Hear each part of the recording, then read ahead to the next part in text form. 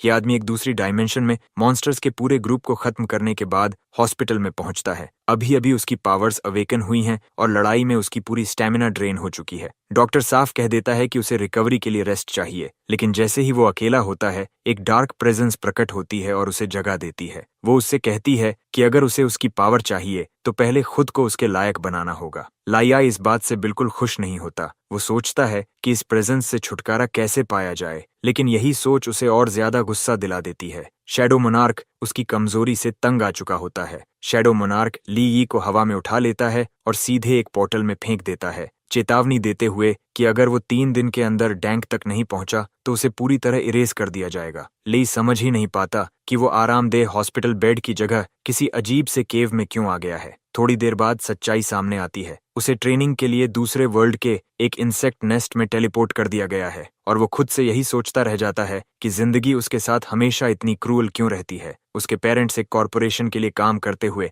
Accident में मारे गए थे। कॉम्पेंसेशन मिलने की जगह उस पर उनके डेट्स का बोझ डाल दिया गया। कोई रास्ता न बचने पर उसने सबसे डेंजरस जॉब चुना, दूसरे वर्ल्ड में माइनर के तौर पर काम करना। जैसे तैसे वो उस लाइफ का आदी होने लगा ही था कि सब कुछ फिर से बिखर गया। एक मिशन के दौरान ह्यूमनॉइड मॉन्स्टर्स आ जाते हैं और ज्यादातर माइनर्स को मार देते हैं। जब मॉन्स्टर्स उनका ट्रक उड़ा देते हैं, लाई एक बात नोटिस करता है, उन्हें फायर से डर लगता है। वो इसी वीकनेस का फायदा उठाकर बचे हुए माइनर्स को एस्केप करने में मदद करता है। सब लोग एक स्टोरेज केव में घुस जाते हैं और एंट्रेंस रोकने के लिए ऑयल जलाने लगते हैं। कंपनी से कांटेक्ट होता है और रेस्क्यू टीम 2 आवर्स में आने का प्रॉमिस करती है, लेकिन नाइटमेयर यहीं खत्म नहीं होता। प्रोटेक्टिव सूट्स की बैटरीज लो होने लगती हैं। स्ट्रॉन्ग माइनर्स मिलकर वीक और एल्डरली लोगों से बैटरीज छीन लेते हैं ताकि खुद बच सकें। एलाई को बुरी तरह पीटा जाता है और रेडिएशन में मरने के लिए छोड़ दिया जाता है। फिर एक और माइनर ट्रक से भागने की कोशिश करता है। एक्सीडेंटली ट्रक के पीछे से एक स्टैचू गिर जाती है, जिससे केव एंट्रेंस की आग बुझ जाती है। उसी पल मॉन्स्टर्स फिर से अंदर घुस आते हैं। उनमें से एक स्टैचू तोड़ देता है और लाई को पकड़कर स्टैब कर देता है। फिर भी लाई हार नहीं मानता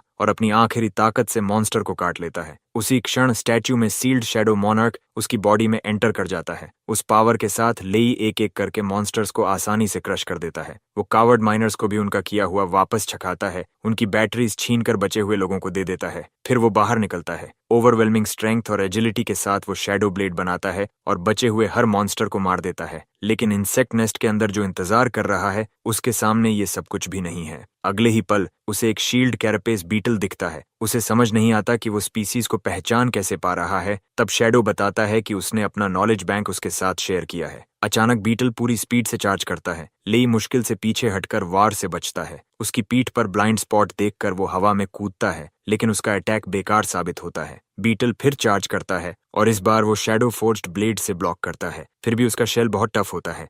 शैडो उसका मजाक उड़ाता है, कहता है कि उसकी अटैक्स सिर्फ ब्रूट फोर्स तक सीमित हैं। गुस्से में लेई कहता है कि वो अपने तरीके से लड़ेगा। शैडो उसे वार्न करता है कि अगर हालात बिगड़े तो मदद मांगना पड़ेगा। लंबी क्लैश के बाद भी लाई को कोई वीक स्पॉट नहीं मिलता। बीटल का अगला हमला उसे दूर फेंक देता है। तभी वो अपने शोल्डर पर हरा सा कुछ देखता है। बीटल की तरफ देखकर उसे समझ आता है ये उसका ब्लड है। वो स्मर्क करता है और शैडो आई अवेकन करता है। अगले ही पल वो बीटल की टांग तोड़ देता है। शैडो फिर से ताना मारता है, लेकिन लेई जानता है कि ओपनिंग मिल चुकी है। वो अपनी शैडो को स्पीयर का शेप देता है और बीटल के एब्डोमेन में घोंप देता है। जीत तो मिलती है, पर शैडो बताता है कि सिर्फ एक आर्मर गार्डियन मारकर ही वो थक गया है। तभी उसके हाथ में एक जूअल आता है। शैडो बताता है कि ये एनर्जी स्टोन है जो एबिलिटी लेवल बढ़ा सकता है। उसे कुछ महसूस होता है, लेकिन दिखता कुछ नहीं। शैडो उसे शैडो आई यूज करने को कहता है। वो समझाता है कि आईज में शैडो एनर्जी गैदर करनी होगी। लेवल 1 पर वो एक एनिमी देखता है जो नीडल लाइक वेपन्स फेंकता है। अटैक्स इतनी तेज होती हैं कि वो ट्रैक नहीं कर पाता। शैडो ठंडे स्वर में कहता है कि वो अभी भी कमजोर है। डिटर्मिन्ड होकर वो और एनर्जी गैदर करता है। शैडो हैरान होता है कि वो इतनी एफिशिएंसी से चैनल कर रहा है। अब उसे साफ दिखता है ब्लिंक सोर्ड बग, जिसे हेड हार्वेस्टर भी कहते हैं, और उसके साथ एक स्टिंगर शूटर। लेकिन असली प्रॉब्लम ये है कि इंसेक्ट्स कभी अकेले नहीं होते। डार्कनेस गाढ़ी हो जाती है और चारों तरफ शेप्स हिलने लगते हैं। लाई सही पोजीशन लेकर अटैक्स अवॉइड करता है। फिर वो शैडो एनर्जी बर्स्ट करता है। ये शैडो पावर का सेकंड फेज है। नोटिफिकेशन आता है कि शैडो आई लेवल 2 हो गई है। मूवमेंट्स उसे स्लो लगने लगते हैं और वो पर्पल वीक पॉइंट्स देख देख पाता है। गर्जना के साथ वो shadow thorn grand bursting activate करता है। जमीन से काउंटलेस शैडो थॉर्न्स निकलकर इंसेक्ट्स को भेद देते हैं। मल्टीपल जेम्स मिलते हैं और डैंग की प्रोग्रेस शुरू होती है। हर कोर सिर्फ 0.7% देता है, फिर भी वो सबको खत्म करने का फैसला करता है। पावर में आए बदलाव से वो खुद हैरान होता है। वॉर्प सेबर वर्म पर वो शैडो विप बनाकर हमला करता है। फिर पूरा स्वॉर्म आता है और वो मल्टीपल विप्स से सबको चीर देता है। शैडो मान लेता है कि ली यी अब उसकी पावर के काबिल बन रहा है। शैडो आई रिएक्शन स्ट्रेंथ और कंट्रोल बढ़ाती है, लेकिन मेंटल एनर्जी भारी मात्रा में कंज्यूम करती है। एलआईके की विजन ब्लर होने लगती है, फिर भी वो रुकता नहीं। रिवेंज की आग में वो लगातार मारता रहता है। टाइम घटता जाता है, प्रोग्रेस बढ़ती जाती है। इंसेक्ट कॉर्प्सेस के ढेर के बीच खड़ा होकर वो कसम खाता है कि अपने पेरेंट्स के सम्मान के लिए हर उस इंसान को घुटनों पर लाएगा जिसने उसे तोड़ा। उसकी डी रैंक एडवांसमेंट प्रोग्रेस अब 90% तक पहुंच चुकी है, लेकिन अब सिर्फ 2 मिनट्स बाकी थे। इसी दौरान शैडो नोटिस करता है कि इंसानों के प्रति लियाई की हेट्रेड असल में उसके ही फायदे में काम कर रही है, क्योंकि वही उसकी शैडो एनर्जी को नरिश कर रही है। शैडो उसे जल्दी करने को कहता है, याद दिलाते हुए कि टाइम तेजी से खत्म हो रहा है। जब सिर्फ 7 सेकंड्स बचे होते हैं, ली यी आखिरकार अपनी ब्रेक थ्रू प्रोग्रेस को 97% तक पहुंचा देता है। शैडो समझ जाता है कि वो क्या करने वाला है, अपनी बची हुई सारी शैडो एनर्जी को एक आखिरी डेस्परेट गैम्बल में बर्स्ट करना, ताकि एडवांसमेंट पूरी हो सके। पहले से कहीं ज्यादा साहसी होकर ली अपनी हर चीज दांव पर लगा देता है। वो वायलेंट सर्ज के साथ शैडो एनर्जी रिलीज करता है, जो चारों तरफ फैलती हुई आसपास के इंसेक्ट्स की ओर एक्सप्लोड करती है। ठीक उसी पल जब टाइमर खत्म होता है, डेवास्टेटिंग शैडो बर्स्ट हर इंसेक्ट को कुचल देता है और आखिरकार ली अपना ब्रेक थ्रू हासिल कर लेता है। उसकी प्रोग्रेस पूरे 100% पर पहुंच जाती है और वो अंततः डी रैंक पर पहुंच जाता है। शैडो अम्यूज्ड और प्राउड दोनों होते हुए उसे मॉकिंग टाइटल देता है, लिटिल डी। थकान से चूर लियाई को थोड़ी दूरी पर एक वेपन पड़ा हुआ दिखता है। शैडो समझाता है कि ये नेस्ट उसके लोगों द्वारा बिगिनर ट्रेनिंग ग्राउंड के रूप में इस्तेमाल किया जाता था, इसलिए ये वेपन ह्यूमन रैंकिंग सिस्टम के हिसाब से एक डी रैंक डैगर होना चाहिए। लेकिन ब्लेड का साइज देखकर ले हंस पड़ता है। ये किसी भी एंगल से डैगर नहीं लगता, बल्कि एक मैसिव ग्रेट सॉर्ड है। वो कहता है कि शैडो पीपल जरूर जायंट्स रहे होंगे जो इतनी बड़ी चीज को डैगर कहते हैं। शैडो याद दिलाता है कि उसकी शैडो पावर्स को किसी वेपन की जरूरत नहीं, लेकिन हमेशा की तरह जिद्दी ली यी मानने से इनकार कर देता है। स्मर्क के साथ वो शैडोज से कई डैगर्स निकालता है, साफ दिखाता है कि वो स्किल्स और वेपन्स दोनों पर निर्भर रहेगा। शैडो क्यूरियस हो जाता है कि क्या ली यी इस वेपन को सही से यूज भी कर पाएगा। एलाई बताता है कि वो इसे यूज करने वाला नहीं है, बल्कि बेचने वाला है। इसी मकसद से दोनों रजिस्ट्रेशन हॉल की ओर जाते हैं। इवैल्यूएशन के दौरान ली चौंक जाता है जब उसे बताया जाता है कि वो अब भी ई रैंक माना जाता है। रिसेप्शनिस्ट बताती है कि उसमें कोई एनर्जी फ्लक्चुएशन डिटेक्ट नहीं हुआ, भले ही उसकी फिजिकल स्टैट्स इंप्रेसिव हों। वो लगभग मजाक उड़ाते हुए जोड़ती है कि माइनर प्रोफेशन होने की वजह से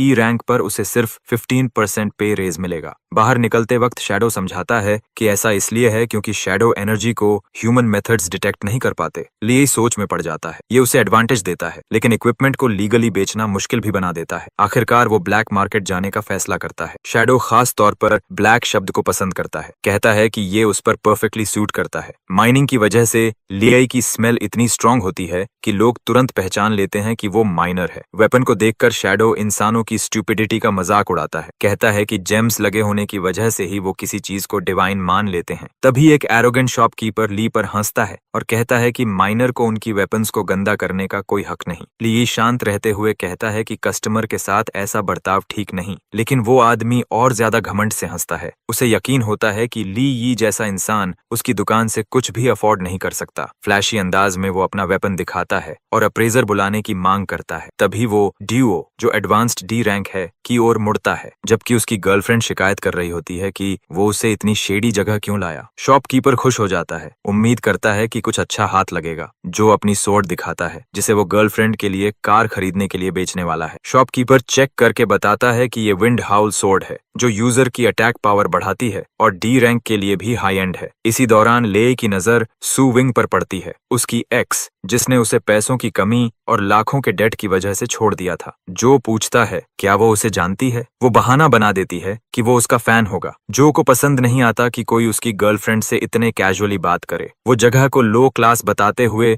विंड हाउल सोर्ड एक्टिवेट करता है और ली पर रश करता है। स्लैश फेंका जाता है लेकिन ले की ग्रेट सोर्ड उसे चकनाचूर कर देती है। ले ताना मारता है कि वो बस कचरा संभाल रहा था। उसकी गर्लफ्रेंड शिकायत करती है कि जो ने कहा था ये सोर्ड आयरन तक काट सकती है। गुस्से में जो पंच मारने दौड़ता है लेकिन ले आसानी से डॉज कर लेता है। जो लगातार पंचेज और किक्स करता है मगर ली के लिए ये इंसेक्ट नेस्ट के मॉन्स्टर्स से भी स्लो होते हैं। जो घबरा जाता है कि वो एक माइनर पर भी हिट नहीं कर पा रहा। लाई शैडो विप बनाकर उसकी आर्म्स पकड़ लेता है जबकि डुओ धमकी देता है कि उसे वापस माइंस भेज देगा। ग्लोइंग आइज के साथ ताना मारता है कि अच्छे कुत्ते की तरह सरफेस पर लौट जा। वो डुओ को जमीन पर फेंक देता है। तभी शॉप में एक बल्कि आदमी एंटर करता है। वोंग असली ओनर। वो जो को रेगुलर कस्टमर होने के नाते रिस्पेक्ट देता है लेकिन शॉप में लड़ाई मना करता है। गर्लफ्रेंड जो की सोड टूटने का दोष लाई पर डालती है। वोंग का ध्यान सोड पर जाता है और वो समझ जाता है कि वो शीर फोर्स से टूटी है। वोंग मीडिएटर बनने का नाटक करता है और सोड इंस्पेक्ट करने को कहता है। जैसे ही वो उसे पकड़ता है शॉक हो जाता है। सोड 100 पाउंड से भी भारी है फिर भी ली उसे आसानी से संभाल रहा था। वोंग पूछता है कि एक माइनर के पास ऐसा वेपन कैसे आया। ली कामली याद दिलाता है कि ब्लैक मार्केट में ओरिजिन नहीं पूछा जाता। वोंग सोड की वैल्यू कम बताता है और कहता है कि इसमें एट्रीब्यूट्स नहीं है इसलिए ये बस कुछ 100 की है। वो जो की सोड की कीमत 2 मिलियन बताता है और दावा करता है कि ले को वो अमाउंट चुकानी होगी। जो खुशी से अग्री करता है। उसकी गर्लफ्रेंड कहती है कि ले कभी इतना पैसा नहीं दे पाएगा। जो हंसते हुए कहता है कि उसके ऑर्गन्स बेचकर भी डेट पूरा हो जाएगा। लिए उनकी चाल समझ जाता है। गून लोग उस पर टूट पड़ते हैं। वोंग दुओ को बाहर भेज देता है लेकिन अगले ही पल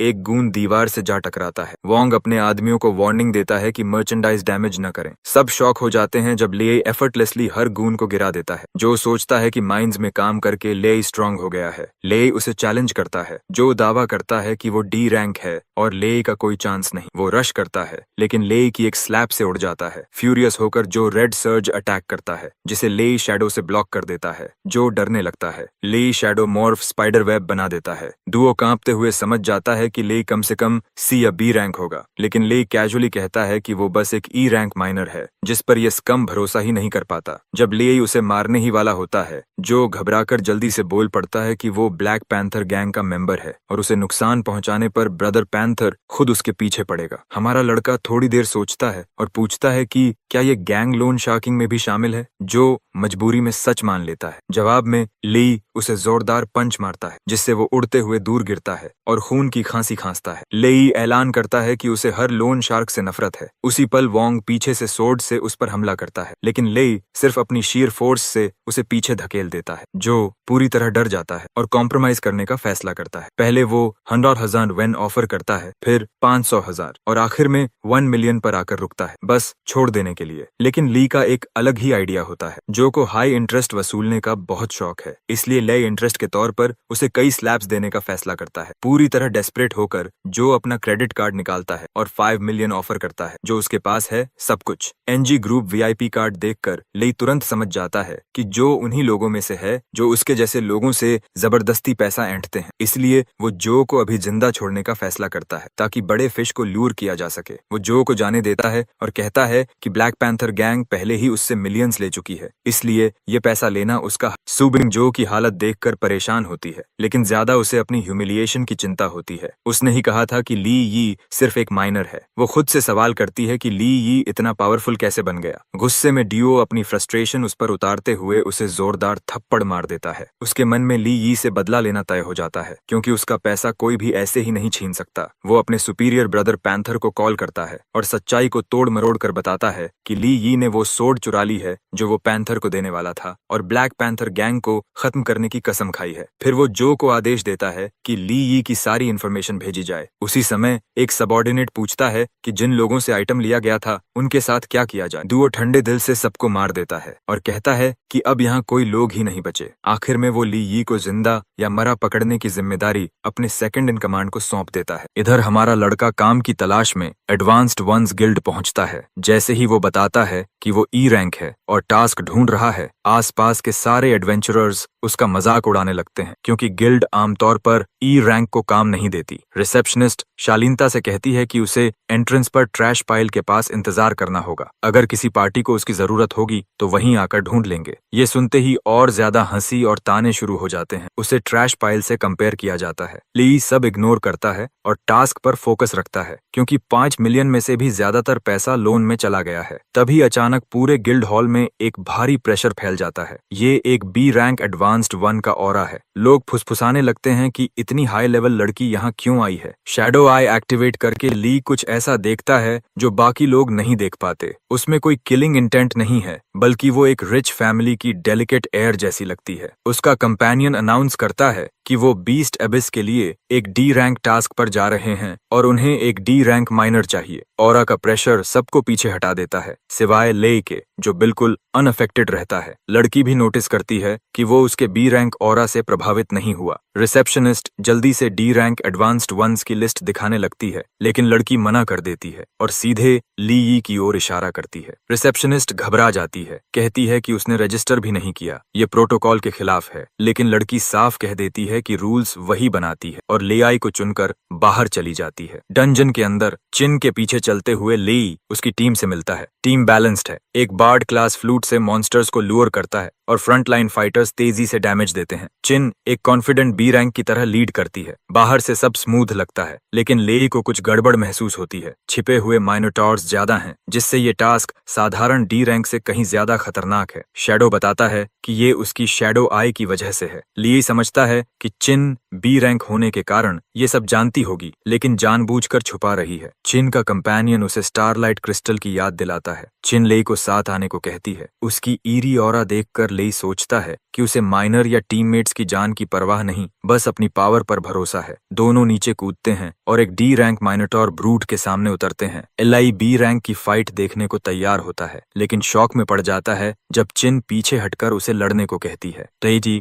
याद दिलाता है कि वो सिर्फ माइनर है। वो फिर कहती है। वो दोबारा साफ करता है कि वो सिर्फ ई रैंक माइनर है और माइनर सैलरी में जान जोखिम में नहीं डालना चाहता। तब चिन 1 मिलियन देने का वादा करती है और लेई मान जाता है। शैडो ऑरा एक्टिवेट करके वो ब्लेड बनाता है। अब वो कई डी रैंक माइनोटॉर्स के सामने खड़ा होता है। एक अटैक ब्लॉक करता है, बाकी चिन की ओर बढ़ते हैं। चिन खुद भी पावर एक्टिवेट कर मॉन्स्टर्स को पीछे फेंक देती है। एक माइनोटॉर ऊपर से चिन पर हमला करता है। लेई ग्रेट सोर्ड से उसे पीछे धकेल देता है और मजाक में पूछता है कि क्या मॉन्स्टर को उसका चेहरा पसंद नहीं। चिन रोते हुए कहती है कि बीस्ट्स उसकी रिस्पॉन्सिबिलिटी हैं। लेई एक्सपर्ट प्रिसीजन से माइनोटॉर्स काटता है। चिन सोचती है कि अब सेफ है, लेकिन तभी पीछे से एक और माइनोटॉर हमला करता है। उसका वार ब्रेसलेट से टकराता है और रेड शील्ड निकलता है, लेकिन ब्रेसलेट टूट जाता है। लेई समझ जाता है कि ये प्रोटेक्टिव चार्म था और निष्कर्ष निकालता है कि चिन नॉन कॉम्बैट टाइप एडवांस्ड 1 है, जिसे वो मान भी लेती है। वो उससे सीक्रेट रखने की भीख मांगती है। लाई एक्स्ट्रा पे की शर्त पर मान जाता है। शैडो आई से वो दूर फ्लूट बजाते एक फिगर को देखता है। वही माइनोटॉर्स को कंट्रोल कर रहा है। लेई चिन को बेट बनाकर शैडो चेन्स बिछाता है। एनिमी जाल में फंसता है और चिन के पीछे आकर वार करता है, लेकिन लेई समय पर बचा लेता है। वो बताता है कि फ्लूट से इंफ्रासाउंड वेव्स भेजकर माइनोटॉर्स कंट्रोल हो रहे थे। चिन शॉक में देखती है कि वो लुदान उनका टीममेट है। लुदान हंसते हुए कहता है कि वो एक माइनर से धोखा खा गया, लेकिन ये अभी खत्म नहीं हुआ है। वह अपनी पावर एक्टिवेट करता है। आसपास मौजूद सभी माइनोटॉर्स से एनर्जी खींचता हुआ हवा उसकी ऑरा से भारी हो जाती है। जैसे ही वह अपनी असली ताकत दिखाने की तैयारी करता है, ध्यान से देखते हुए लाई समझ जाता है कि लुडान शायद सी रैंक बनने वाला है, जबकि चिन तुरंत उसकी स्ट्रैटेजी समझ लेती है। अपनी पावर बढ़ाने के लिए वह माइनोटॉर्स को एब्जॉर्ब कर रहा है। अगले ही पल जमीन के नीचे से लावा उफन पड़ता है और लेई को एहसास हो जाता है कि लुडान इवॉल्व होकर सी रैंक लावा माइनोटॉर बन रहा है। उसके मन में डर पैदा होता है कि लुडान की चीट जैसी एबिलिटी के सामने वह कितना इंफीरियर है। कुछ ही देर में पूरी तरह इवॉल्व्ड सी रैंक लावा माइनोटॉर उनके सामने खड़ा होता है और बिना रुके हमला कर देता है। मजबूरी में लेआई दोनों के चारों ओर शैडो शील्ड बनाता है, लेकिन मॉन्स्टर की डिस्ट्रक्टिव फोर्स इतनी ज्यादा होती है कि शील्ड तुरंत टूट जाता है। वह समझ जाता है कि दोनों मिलकर भी इस मॉन्स्टर का सामना नहीं कर सकते। चिन उसके शरीर पर बर्न मार्क्स देखती है, लेकिन वह कुछ नहीं कहता। कोई और रास्ता न देख वह उसका हाथ पकड़कर भागने लगता है। माइनोटॉर को रोकने के लिए वह शैडो रोप्स से उसे बांधता है, हालांकि उसे पता है कि ये ज्यादा देर तक नहीं टिकेंगी। कुछ दूरी पर पहुंचकर वह चीन से कहता है कि वह डंजन से जितना दूर जा सके चली जाए। उसकी आंखों में चिंता झलकती है, लेकिन लेई कहता है कि उसे यहीं रुककर टाइम खरीदना होगा। वह हिचकती है, मगर वह उसे भरोसा दिलाता है कि वह लौट आएगा। आखिर उसे अभी अपना 1 मिलियन भी लेना है। अंततः वह एंट्रेंस की ओर चली जाती है। उसी समय माइनोटॉर बने लूदन उन्हें ढूंढने लगता है और चिन का नाम पुकारता है। गुस्से में वह लेई की ओर मुड़ता है। लेई उसका हमला डॉज करता है और उसे उकसाता रहता है। वह लूदन की पिंडली पर वार करता है, लेकिन शॉक में आ जाता है जब वहां एक खरोंच तक नहीं पड़ती। उसका शरीर ठोस पत्थर जैसा है। लूदन हंसते हुए कहता है कि ब्लेड उसे नहीं काट सकती, क्योंकि वह अब सचमुच स्टोन बन चुका है। लेई का दिमाग तेजी से चलता है। लावा से घिरे हुए ऐसे एनिमी को हराना लगभग नामुमकिन है। वह तुरंत भागता है। लुदान को लूर करता हुआ ओपन ग्राउंड की ओर ले जाने की कोशिश करता है। लुदान उसे भागने के लिए ताना मारता है, लेकिन लाय वीक स्पॉट खोजने पर फोकस्ड रहता है। सी रैंक शैडो आई एक्टिवेट करके वह लूडन को ध्यान से स्कैन करता है। लूदन पूरी ताकत से उस पर टूट पड़ता है, चिन के पीछे जाने से पहले लेई को मार डालने के इरादे से। यही रेकलेसनेस लेई को ओपनिंग देती है और वह आखिरकार वीक पॉइंट डिटेक्ट कर लेता है। वह पीछे कूदता है, लेकिन लुदान भी शार्प निकलता है और लावा की धाराएं उस जगह को ढक लेती हैं। क्रूएल हंसी के साथ लुदान कहता है कि वह लेई की हर सोच पढ़ सकता है और मोल्टन फोर्स से उसे उड़ा देता है। थका हुआ लेई एक सच्चे हाई रैंक की क्रशिंग पावर महसूस करता है। लुदान उसे खत्म करने दौड़ता है। लेई ब्लेड थामकर सही पल का इंतजार करता है। लुदान उसका मजाक उड़ाता है कि वह पहले की तरह भाग क्यों नहीं रहा। लड़ाई होपलेस लगती है, फिर भी लेई लगातार हमला करता है। हालांकि हर स्लैश पत्थर जैसे शरीर पर बेकार लगता है। अचानक एरोगेंस के एक पल में नैरो चांस बनती है। लियाई हवा में कूदता है और सीधे वीक स्पॉट पर वार करता है, लेकिन वहां से 2000 डिग्रियन की लावा हीट का सैलाब फूट पड़ता है। उसकी शैडो एनर्जी लड़खड़ा जाती है और वह पीछे गिर जाता है। जमीन पर गिरते हुए वह मान लेता है कि उसका ओपोनेंट कितना शार्प है। लुदान स्वीकार करता है कि लेई ने वीकनेस ढूंढ ली है, लेकिन ताना मारता है कि वह इन्फर्नो के नीचे कभी पहुंच नहीं पाएगा। क्रूअल टोन में वह फिर चिन की लोकेशन पूछता है। लेई ठंडे स्वर में कहता है कि वह कभी ऐसे इंसान पर भरोसा नहीं करेगा जिसने पैसे और फेम के लिए अपने मास्टर से गद्दारी की हो। ये सुनते ही लुदान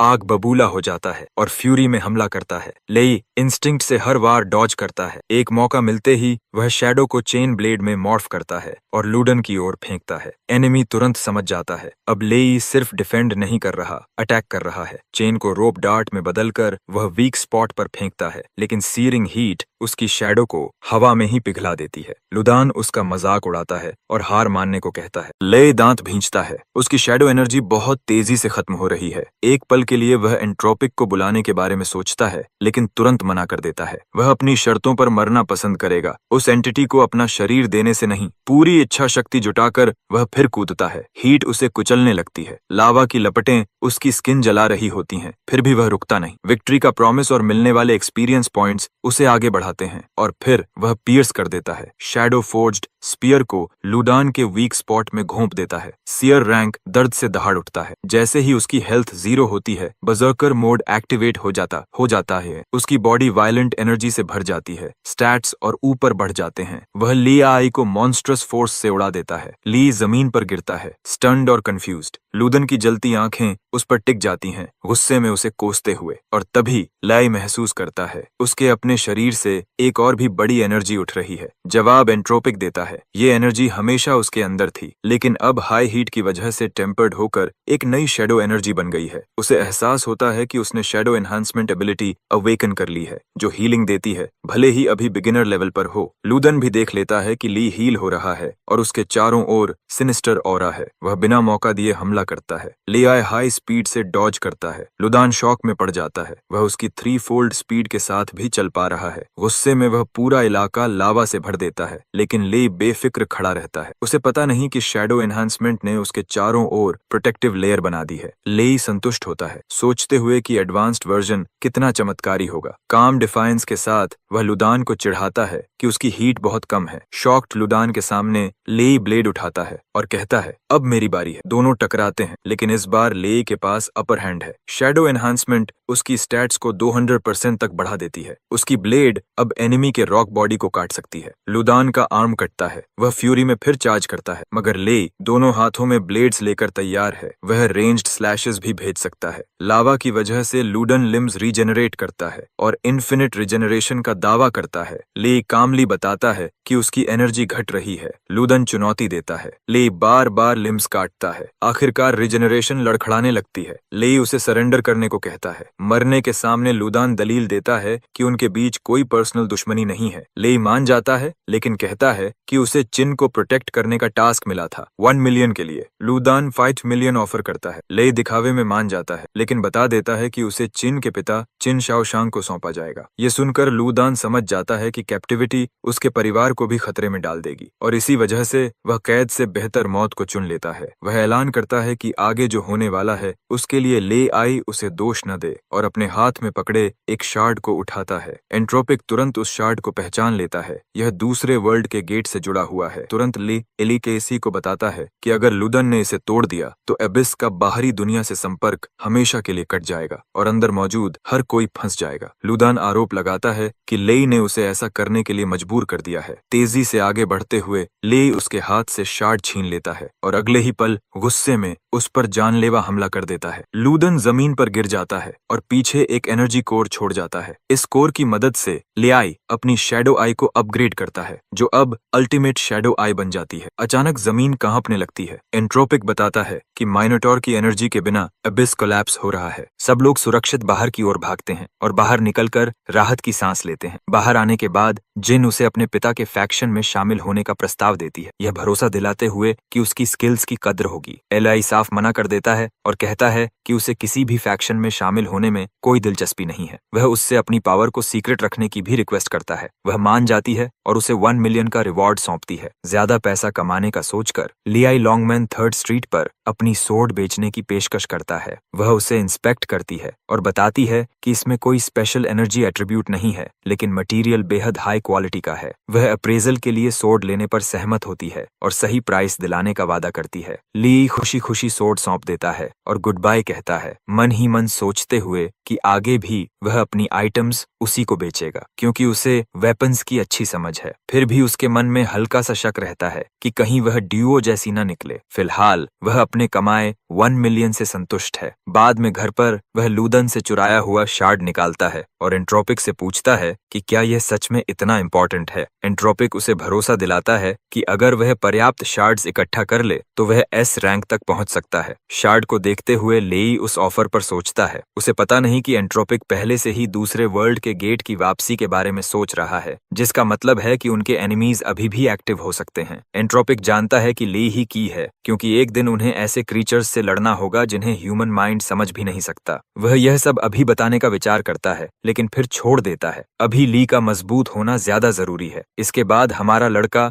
E रैंक रिफ्ट जोन की ओर जाता है, जो NG ग्रुप के अंडर आती है। यह रिफ्ट एक माइनिंग एक्सीडेंट के कारण सील्ड है। वह देखता है कि गेट पर एक B रैंक और 3 C रैंक गार्ड्स खड़े हैं। उसे यकीन नहीं होता कि NG सिर्फ E रैंक रिफ्ट की निगरानी के लिए इतने हाई लेवल गार्ड्स रखेगा। अपनी मौजूदा ताकत से वह जानता है कि इन गार्ड्स से लड़ना उसके बस की बात नहीं है। एंट्रोपिक भी क्यूरियस हो जाता है कि लो लेवल रिफ्ट के चारों ओर इतनी हैवी सिक्योरिटी क्यों है। लाई बताता है कि यही जगह उसके पेरेंट्स की मौत का सच छुपाए हुए है। उसे याद आता है जब वह NG ग्रुप के पास आंसर्स लेने गया था। सच बताने की जगह उन्होंने उसे और ज्यादा पैसे ऑफर किए थे। उसने पैसे छुए तक नहीं, क्योंकि उसे सच चाहिए था। मैनेजर ने उसे पकड़ने की कोशिश भी की थी, यह कहते हुए कि उसके पेरेंट्स फील्ड एक्सीडेंट में मरे, लेकिन ली ने याद दिलाया कि उसके पेरेंट्स C रैंक इवॉल्वर्स थे। वे किसी मामूली एक्सीडेंट में नहीं मर सकते। उसने जिद की कि उसे अंदर जाने दिया जाए, क्योंकि हो सकता है वे अभी जिंदा हों। NG ग्रुप ने कहा कि रिफ्ट जोन अनप्रिडिक्टेबल है, यहाँ तक कि C रैंक के लिए भी डेंजरस। लियाई ने फिर विरोध किया, ये कहते हुए कि अगर मॉन्स्टर्स भी होंगे तो E रैंक से ज्यादा स्ट्रांग नहीं हो सकते। तभी एक गून उसे मारने ही वाला होता है, यह आरोप लगाते हुए कि वह बस और पैसा चाहता है। तभी NG ग्रुप का चेयरमैन निंग दोंग हाओ आ जाता है और वायलेंस रोक देता है। चेयरमैन ले को 200,000 कॉम्पेंसेशन ऑफर करता है, कहता है कि यह उसकी मदद करेगा, लेकिन ली पैसे लेने से मना कर देता है। उसे सिर्फ सच चाहिए। चेयरमैन प्रॉमिस करता है कि वह मैटर की जांच करेगा और ली उस पर भरोसा कर लेता है। उसे यह नहीं पता कि जल्द ही उसे पेरेंट्स के डेट के बदले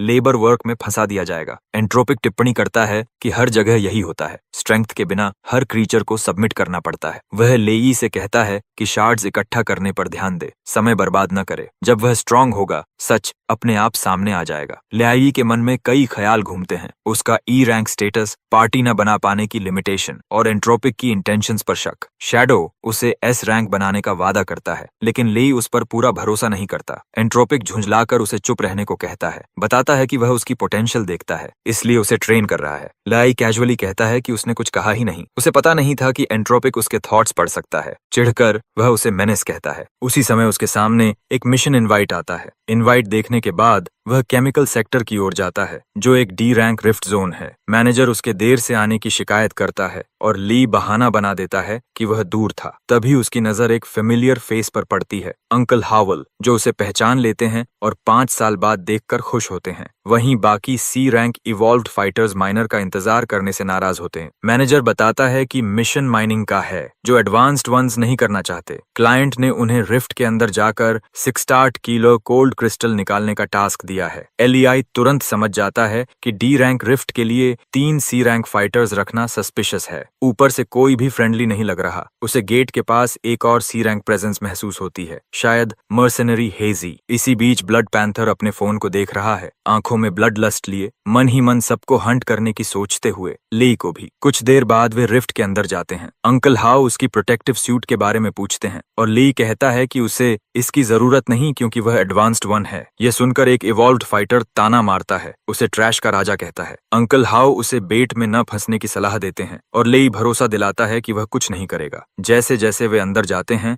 लेई को कुछ अजीब लगता है। वेजिटेशन इंसानों द्वारा जानबूझकर अरेंज की हुई लगती है। उसे पास ही एक बड़ा खतरा भी महसूस होता है, साथ ही ब्लड पैंथर की स्ट्रॉन्ग एनर्जी, जिसे वह अब रोक नहीं पा रहा। वह देखता है कि मर्सनरी ने भी शायद इसे महसूस कर लिया है। एरोगेंट फाइटर्स उसे तेज चलने को कहते हैं और वह मान जाता है। लियाई अंकल हाउ से कहता है कि उसे मजबूती से पकड़ लें और इनक्रेडिबल स्पीड से आगे बढ़ जाता है, जिससे फाइटर्स हैरान रह जाते हैं। एक उसे रोकने की कोशिश करता है, लेकिन दूसरा उसे रोक लेता है, वार्निंग देता है कि वह अकेला डेंजर में पड़ जाएगा। दूसरी ओर ब्लड पैंथर इवॉल्व्ड फाइटर्स को देख रहा है, सोचते हुए कि उन्हें मैनिपुलेट करना कितना आसान है। एक फाइटर खतरा महसूस करता है, लेकिन लीडर उसे रीअश्योर करता है कि मिशन सिर्फ डी रैंक है। अचानक ब्लड पैंथर एक फाइटर के पीछे प्रकट होता है और उसे ट्रैप कर लेता है। शॉक में वे पीछे हटते हैं और बात करने की भीख मांगते हैं, लेकिन ब्लड पैंथर कोल्ड ब्लडेड तरीके से उसे मार देता है। गुस्से में दूसरा भाई उस पर दौड़ता है, लेकिन ब्लड पैंथर की थ्रेड्स उसे भी मार डालती हैं। वह बचा हुआ भाई को भागने को कहता है, उसकी डर से भरी शक्ल का मजा लेते हुए। दूरी बना लेने के बाद लियाई अंकल हाउ से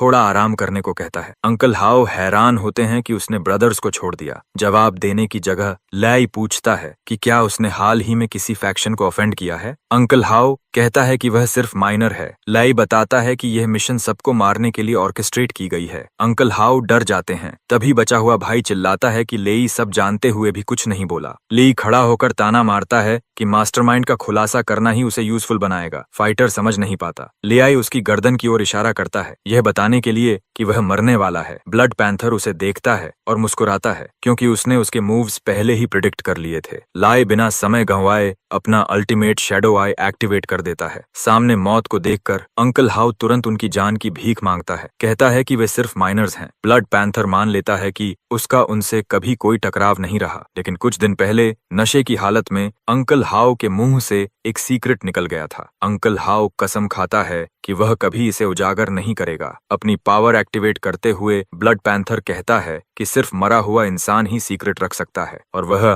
फिर अंकल हमारा लड़का तैयार खड़ा रहता है, दोनों हाथों में ब्लेड्स पकड़े हुए। पावर उफान पर होती है। ब्लड पैंथर अपनी थ्रेड्स हर तरफ फैला देता है और मानता है कि उसने कभी नहीं सोचा था कि ली यी जैसे किसी के पास जो जैसे आदमी को गिराने की ताकत होगी। वह उसे क्लॉ करने बढ़ता है, यह स्वीकार करते हुए कि ली यी के पास जुओ को हराने वाली इकलौती स्किल है। ब्लड पैंथर वार करता है, लेकिन ली यी पहले ही शैडो एनहांसमेंट एक्टिवेट कर चुका होता है। वह आसानी से डॉज कर लेता है, क्योंकि ब्लड पैंथर इतना शक्तिशाली है कि सीधे ब्लॉक करना संभव ही नहीं। ब्लड पैंथर फिर हमला करता है और लेई को उड़ा देता है। मजबूरी में ली अंकल हाउ को पीछे रहने को कहता है। उसे समझ आ जाता है कि क्लोज रेंज लड़ाई में वह डिसएडवांटेज में है। ब्लड पैंथर ऐलान करता है कि वे दोनों मरेंगे, जिस पर ली यी तुरंत असहमति जताता है। वह अपना अल्टीमेट शैडो एक्टिवेट करता है और वेपन को डैगर्स में मॉर्फ कर देता है। डैगर्स उड़ते हुए ब्लड पैंथर की ओर जाते हैं, जिन्हें वह ताना मारते हुए ब्लॉक कर देता है।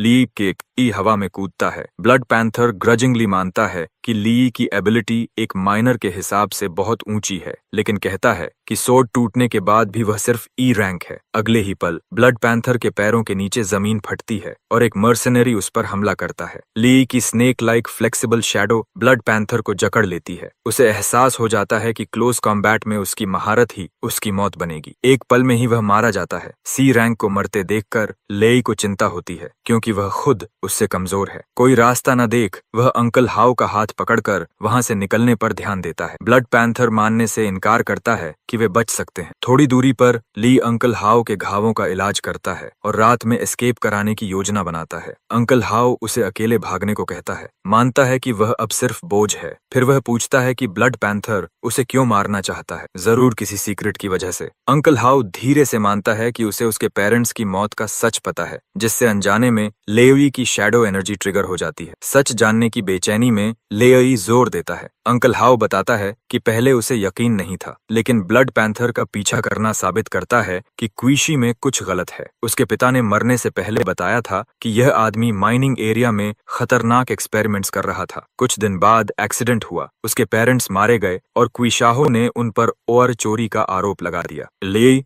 गुस्से से भर जाता है कि उसे पहले क्यों नहीं बताया गया। अंकल हाउ मानता है कि वह अपनी नौकरी खोने का जोखिम नहीं ले सकता था, क्योंकि उसके परिवार की जिम्मेदारी थी। लेई उसे दोष देता है कि उसने सच को फिसलने दिया। अंकल हाउ कबूल करता है कि गिल्ट के दबाव में उसने शराब पी और सच उगल दिया, जिससे यह डिजास्टर हुआ। अगले ही पल ब्लड पैंथर फिर प्रकट होता है। डेडली थ्रेड्स के साथ अंकल हाउ को जकड़ लेता है। मरने से पहले अंकल हाउ ली से माफी मांगता है। ब्लड पैंथर ली को उसके पेरेंट्स से पहचानते हुए कहता है कि वह उसे भी आफ्टर लाइफ में भेजेगा। दोनों के बीच जबरदस्त क्लैश होता है। ब्लड पैंथर खून बहाने को उतावला है, लेकिन ले याद दिलाता है कि उसकी स्पाइडर सिल्क अजेय नहीं है। वह शैडो मॉर्फ से अपनी ग्रेट सोर्ड निकालता है और सही पल का इंतजार करता है। जब ब्लड पैंथर लापरवाही से हमला करता है, ली थ्रेड्स तोड़ देता है और उसे चौंका देता है। ब्लड पैंथर को अपनी गलती का एहसास होता है। थका हुआ ली सोचता है कि क्या वह अपनी लिमिट पर पहुंच गया है। ब्लड पैंथर मानता है कि एक पल के लिए वह सच में डर गया था। बिना ई रैंक एबिलिटीज के वह हार चुका होता। वह फिर ली को स्पाइडर सिल्क में फंसाता है और उसे मारने की चुनौती देता है। ली की ग्लेयर देखकर वह मजाक उड़ाता है कि क्या वह आंखों से मार देगा। ली की आंखों में डिटर्मिनेशन देखकर ब्लड पैंथर और उत्तेजित हो जाता है। वह काले मन से खुलासा करता है कि ह्यूओ एक्सपेरिमेंट्स के बारे में सही था, लेकिन उसके पेरेंट्स एक्सीडेंट में नहीं मरे, उन्हें उसी ने मारा था। लेई का चेहरा सन्न रह जाता है। ब्लड पैंथर हंसते हुए जोड़ता है कि लेई के पिता की भी वही एक्सप्रेशन थी जब उसने उसकी मां को टुकड़ों में फाड़ दिया था, साइकोटिक हंसी के साथ। ले गुस्से से जल उठता है। उसकी पावर फट पड़ती है। एक पल में उसके चारों ओर की स्पाइडर सिल्क जलकर राख हो जाती है। वह अपनी शैडो से मर्ज होकर उठता है। ब्लड पैंथर को मारने का पक्का संकल्प लिए एंट्रोपिक स्थिति देखता है और समझ जाता है कि उसकी प्रिडिक्शन सही थी। लेई हेट्रेड को शैडो एनर्जी में बदल सकता है। सिस्टम तुरंत नोटिफाई करता है कि मैसिव शैडो सर्ज डिटेक्ट हुआ है और लेवल करेक्शन शुरू होती है। एडजस्टमेंट सफल होता है और लेई सी रैंक पर पहुंच जाता है शैडो एनहांसमेंट के साथ। इसके साथ एक नई स्किल अवेकन होती है, शैडो जॉन्ट, जो उसे किसी भी शैडो में घुसने और किसी दूसरी जुड़ी शैडो से निकलने देती है। ब्लड पैंथर देखता है कि लेई की इंजरीज पूरी तरह गायब हो चुकी हैं और हैरान होता है कि क्या उसके पास हीलिंग एबिलिटी है। ब्लड पैंथर संतोष से कहता है कि प्रे तब सबसे मजेदार होती है जब वह मौत के कगार पर तड़पती है और उस पर एनर्जी छोड़ देता है। एलिए जवाब में पूछता है कि शैडोज में असली प्रे कौन है और शैडो जॉन्ट से ब्लड पैंथर के पीछे प्रकट हो जाता है। यह अचानक मूवमेंट उसे झकझोर देता है। वह समझ नहीं पाता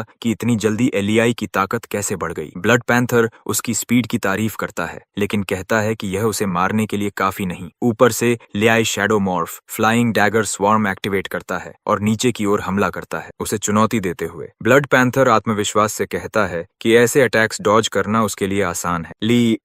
फिर shadow joint lightning thunderstorm activate करता है। शैडो के जरिए टेलीपोर्ट होकर थ्रोन वेपन पर वार करता है। वह पूछता है कि क्या ब्लड पैंथर इसे संभाल पाएगा। ब्लड पैंथर फिर डिसमिस करता है, कहता है कि ये कमजोर डैगर्स उसकी डिफेंस भेद नहीं सकती। एली पीछे हटता है और साफ करता है कि डिफेंस तोड़ना उसका मकसद ही नहीं था। वह समझाता है कि वह ऑफेंस और डिफेंस एक साथ मेंटेन नहीं कर सकता, क्योंकि ब्लड थ्रेड्स कंट्रोल करने की स्पीड उसकी रिएक्शन स्पीड से मेल नहीं खाती। यही उसकी फेटल वीकनेस है। ब्लड पैंथर अविश्वास में चिल्लाता है, क्योंकि लेई कई दिशाओं से लाइटनिंग स्पीड पर हमला करता है। खून बहता हुआ वह घुटनों पर गिर पड़ता है, समझ नहीं पाता कि वह इतने कम उम्र के लड़के से कैसे हार गया। ली उसके सामने खड़ा होकर माइनिंग एक्सीडेंट की सच्चाई मांगता है। डैगर उसके सिर के ऊपर रखते हुए ब्लड पैंथर उसकी माँ के बारे में बताने लगता है, लेकिन लेई का धैर्य टूट जाता है। एक तेज स्लैश से वह उसका हाथ काट देता है। वह चेतावनी देता है कि उसकी पेशेंस की भी लिमिट है। ब्लड पैंथर बताता है कि सब कुछ क्वाई सिहाओ की योजना थी। लेई के पिता ने उसके सीक्रेट एक्सपेरिमेंट्स देख लिए थे। एक्सपोजर के डर से क्वाई ने दोनों पेरेंट्स को मरवा दिया और माइनिंग एक्सीडेंट को कवर अप बनाया। यह सच लेई की आंखें खोल देता है। ब्लड पैंथर जोड़ता है कि अब जब उसे एनजी ग्रुप की इन्वॉल्वमेंट पता चल गई है तो क्या यह उसे डराती है या उसका रिजॉल्व तोड़ती है और उसे छोड़ देने की सलाह देता है। लाई बिना जवाब दिए वहां से चला जाता है। कसम खाता है कि उसके पेरेंट्स के कातिलों में से कोई भी बचेगा नहीं। बाद में एनजी ग्रुप हेडक्वार्टर्स में लेई छिपकर क्विशी को देखता है जब एक सबॉर्डिनेट उसे कार तक छोड़ता है। एंट्रोपिक चेतावनी देता है कि सी रैंक बनने के बाद भी उसे बेवजह मौत को नहीं बुलाना चाहिए और याद दिलाता है कि पास ही एक ए रैंक एडवांस्ड फाइटर की प्रेजेंस महसूस की जा सकती है। वह मान लेता है कि उसे निंग दोंग हाओ के बारे में पता है, एनजी ग्रुप का चेयरमैन और ए रैंक एडवांस्ड फाइटर जो उसी कार में सफर करता है। वह अपने शैडो को भरोसा दिलाता है कि वह इतना लापरवाह नहीं है कि तुरंत क्वाई पर हमला कर दे। लाई ऊपर से सीन को ऑब्जर्व करता है और समझाता है कि बिना जांच पड़ताल के वह ब्लड पैंथर की बातों पर पूरी तरह भरोसा नहीं कर सकता। उसे यह तय करना होगा कि उसके पेरेंट्स से जुड़ा मामला क्वाई का निजी फैसला था या पूरी एनजी ग्रुप इस कंस्पिरेसी में शामिल थी। हमारा लड़का उम्मीद करता है कि निंग इसमें शामिल न हो क्योंकि उसकी ए रैंक स्टेटस चाहे जो भी हो, ब्लड डेट ब्लड से ही चुकता होता है। सिस्टम उसका करंट स्टेटस दिखाता है। C rank, abilities, shadow knowledge base, shadow morph unlimited, shadow eyes, shadow enhancement tier 2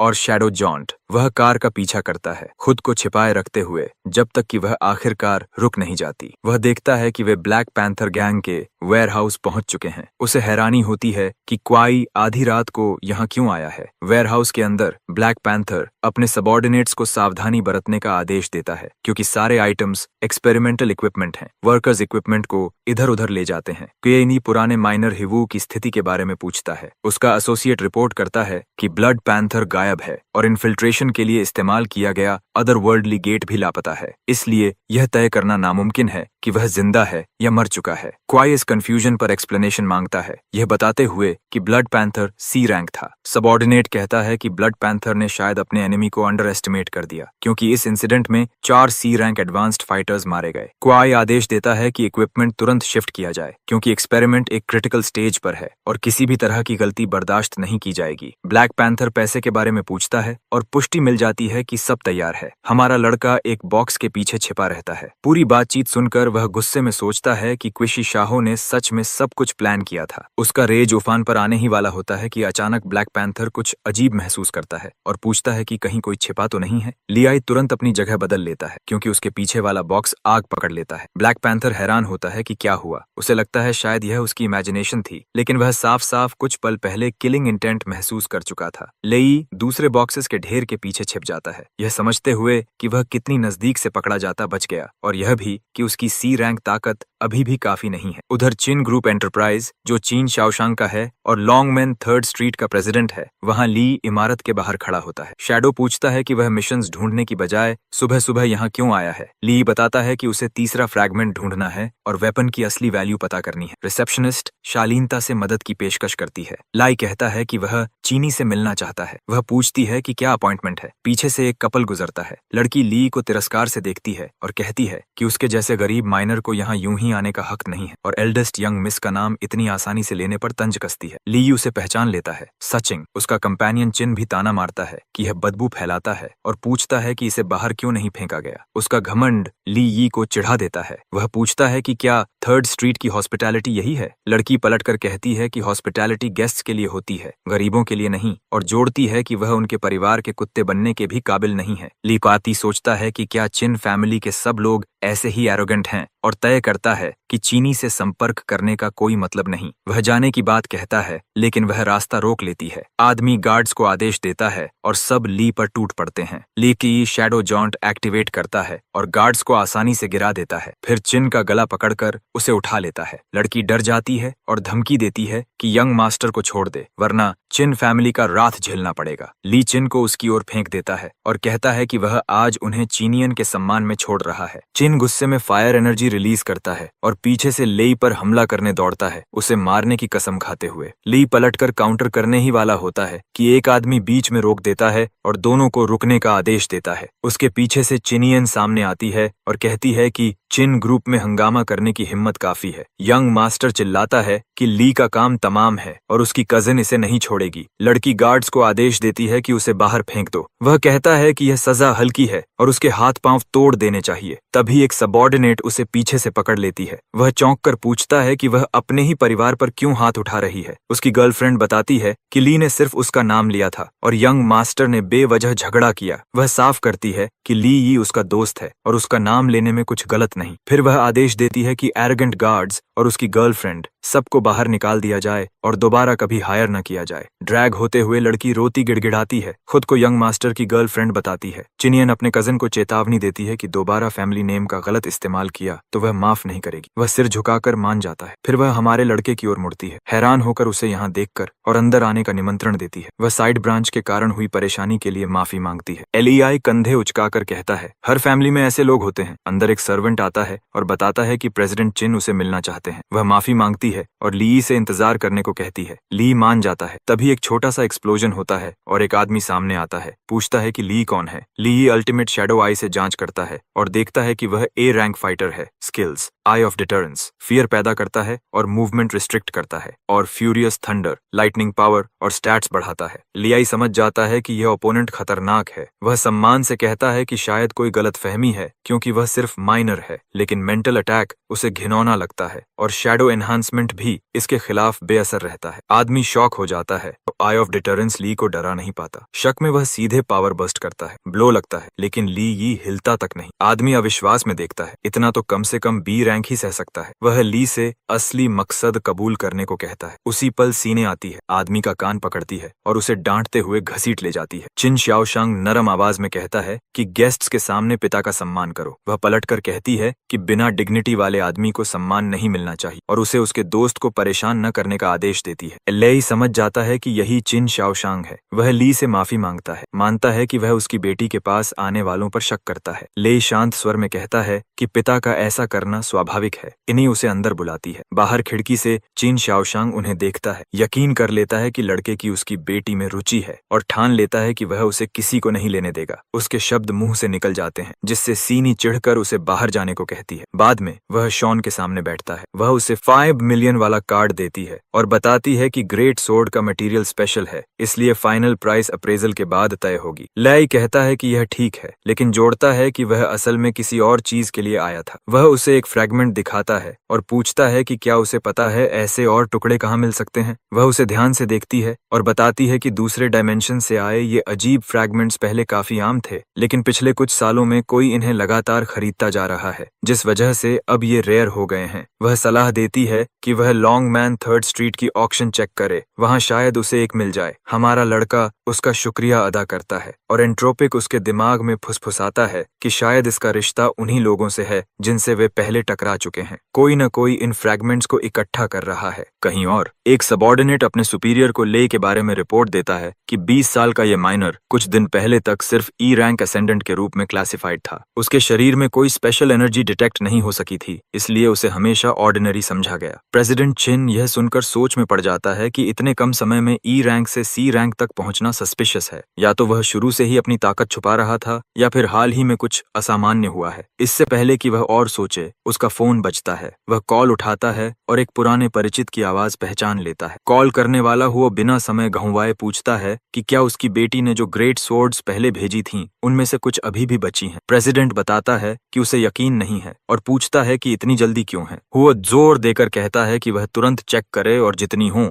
सब ले लेगा। प्रेसिडेंट हंसते हुए कहता है कि इतने पुराने फॉक्स का अचानक इतना इंटरेस्ट दिखाना किसी गहरे कारण की ओर इशारा करता है। वो डिटेल्स नहीं देता, बस इतना बताता है कि सोर्ड का मटेरियल उनकी आर्मी की ओवरऑल स्ट्रेंथ बढ़ा सकता है। यह बात प्रेसिडेंट के मन में अटक जाती है। लाई की ताकत रहस्यमयी है, बैकग्राउंड साफ नहीं और उसके बनाए वेपन्स भी असाधारण हैं। उसके बारे में कुछ भी समझना आसान नहीं। उधर कहीं और हमारा लड़का खुद सोच में डूबा हुआ है, सामान और मटेरियल से घिरा हुआ। उसे शक होता है कि कहीं इनमें हिडन फ्रैगमेंट्स तो नहीं है। तभी वही इरिटेटिंग कपल उसका ध्यान खींच लेते देता है। उसकी ग्रीडी एक्स, जो पहले चिंतांग में काम करती थी, फिर से जो उसे चिपकी हुई है। वह उसे समझाती है कि उसका अब चिंतांग से कोई लेना देना नहीं है। उसने चिन कॉरपोरेशन की नौकरी भी छोड़ दी है ताकि उससे दूरी बना सके। जो उसे अपने और करीब खींचता है और ऐलान करता है कि अब से वही उसका ख्याल रखेगा। वह उसके सीने में पिघल जाती है, उसकी तारीफ करते हुए कि वह कितना अच्छा है। जो गर्व से मुस्कुराता है, लेकिन उसकी नजर हमारे माइनर पर पड़ते ही इरिटेशन चमक उठती है। उसे ख्याल आता है कि क्या ब्लड पैंथर ने अब तक कोई एक्शन नहीं लिया। जो आगे बढ़कर पूछता है कि एक मामूली माइनर अंदर कैसे घुस आया। वह उनकी पिछली मुठभेड़ याद दिलाता है, जब उसने बिना मेहनत उसे थप्पड़ मारा था। प्रेशर की एक लहर छोड़ते हुए जो उसे दूर रहने की चेतावनी देता है। माहौल टेंस हो जाता है। तभी ब्रदर बाओ आ जाता है। वह जो का मजाक उड़ाता है कि वह ब्लैक पैंथर गैंग के लिए शर्मिंदगी है। फिर हमारी तरफ मुड़ता है। वह ऐलान करता है कि उसके सबॉर्डिनेट को थप्पड़ मारना पूरी गैंग का अपमान है। कंधे पर भारी हाथ रखते हुए बाओ उसे घुटने टेक कर माफी मांगने का आदेश देता है। उसकी ताकत से जमीन में दरार पड़ जाती है, जरा भी नहीं हिलता और जवाब देता है कि घुटने टेकना सिर्फ बाओ के सपनों में होगा। बाओ हैरान होकर मानता है कि उसने उससे ऐसी टफनेस की उम्मीद नहीं की थी। जो गुस्से में फुफकारता है और उसे बेकार माइनर कहता है जिसे अपनी औकात नहीं पता। तभी सेन अपने सबॉर्डिनेट के साथ पहुंचती है। वह आगे बढ़कर गैंग को याद दिलाती है कि यह ड्रैगन गेट्स 3rd स्ट्रीट है। अगर वे पैसे खर्च करने आए हैं तो स्वागत है, लेकिन अगर हंगामा करने आए हैं तो वह बर्दाश्त नहीं करेगी। उसके शब्द बाओ को सोचने पर मजबूर कर देते हैं। वह पीछे हटता है, फिलहाल मामला छोड़ने का फैसला करता है और अपने लोगों को ऑक्शन की ओर जाने का आदेश देता है। सब शांत होने पर सीएन उससे पूछती है कि क्या वह ठीक है, और वह भरोसा दिलाता है कि सब ठीक है। जाते जाते बाओ बड़बड़ाता है कि उसका बैकग्राउंड समझ से बाहर है और सोचता है कि वह उसके सर्कल में कैसे आ गया। जो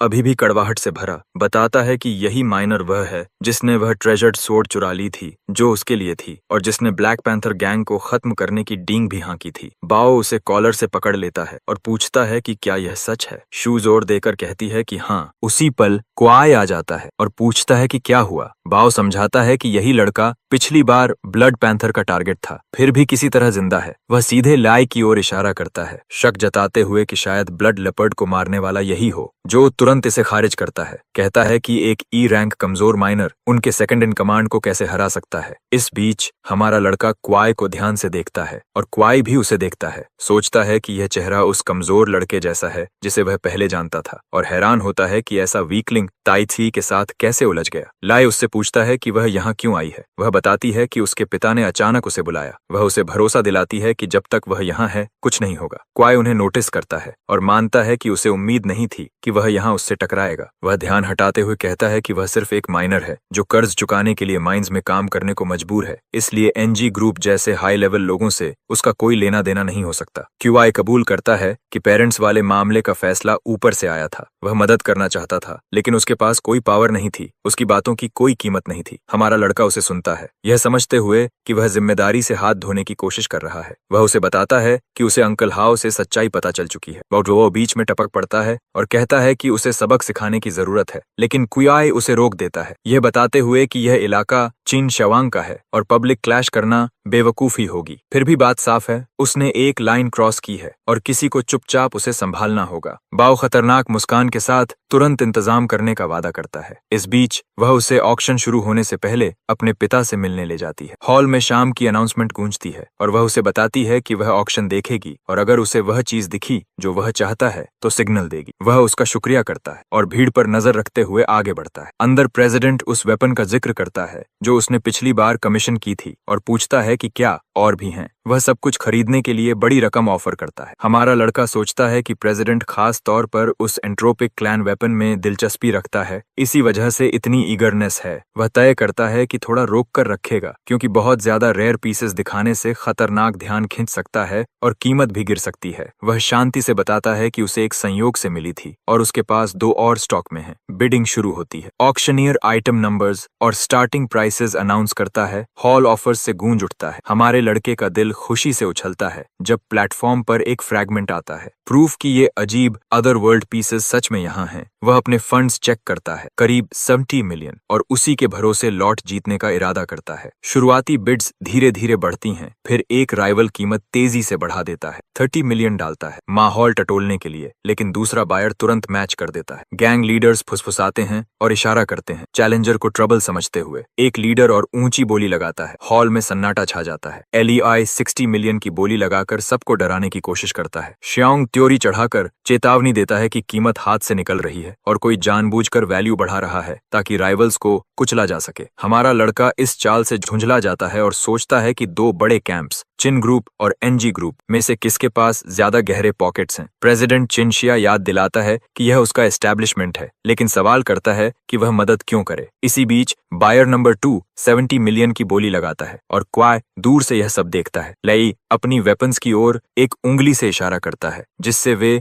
मटीरियलाइज हो जाती हैं। चिन शाओसंग दोनों आइटम्स को पिछले प्राइस पर खरीदने के लिए राजी हो जाता है, लेकिन चेतावनी देता है कि ली के पास मौजूद थोड़े से पैसे ट्रांजैक्शन पूरा करने के लिए काफी नहीं होंगे। प्रेसिडेंट को भरोसा दिलाया जाता है कि जब ली ने यह दावा किया है तो वह जरूरी क्वांटिटी जरूर पेश करेगा। इससे चिन सोच में पड़ जाता है कि शायद इस यंग मैन के पास उससे कहीं ज्यादा वेपन्स हैं जितना उसने दिखाया है। जब 70 मिलियन की बोली पूरी होने वाली होती है, चियन ली यी का हाथ पकड़कर उसे आगे खींचती है और जल्दी करने को कहती है, इससे पहले कि वह बुरा आदमी आइटम छीन ले। एलियाई अपने मन में सोचता है कि उसे सच में सुपर रिच लोगों की दुनिया समझ नहीं आती जहां 100 मिलियन सिर्फ पॉकेट चेंज होता है। वह अपनी बोली बढ़ाता है और 100 मिलियन पुकारता है। बायर नंबर 9 अब 100 मिलियन की बोली लगा चुका होता है। तभी क्वाय अचानक 200 मिलियन की काउंटर बोली लगाता है, यह सोचकर कि यह फ्रैगमेंट उनकी ग्रुप की सीक्रेट प्रोजेक्ट के लिए बेहद अहम है और किसी भी कीमत पर उसे हासिल करना होगा। बिड्स तेजी से बढ़ती हैं। 300 मिलियन, 400 मिलियन, 500 मिलियन। ऑडियंस में हलचल मच जाती है। लोग सोचने लगते हैं कि क्या ये दोनों बिडर्स अपना दिमाग खो चुके हैं। कुछ लोग सवाल करते हैं कि क्या इस फ्रैगमेंट की वाकई इतनी ज्यादा वैल्यू है। एक लड़की कहती है कि शायद ये दोनों बिग स्पेंडर्स आपस में भिड़ रहे हैं और इसका फ्रैगमेंट की असली कीमत से कोई लेना देना नहीं है। बाओ क्वाई को बताता है कि हमारा लड़का साफ तौर पर उनके खिलाफ काम कर रहा है, लेकिन क्वाई इस चिंता को खारिज कर देता है, यह कहते हुए कि उसके पास कोई काबिलियत नहीं है जो असली थ्रेट बन सके।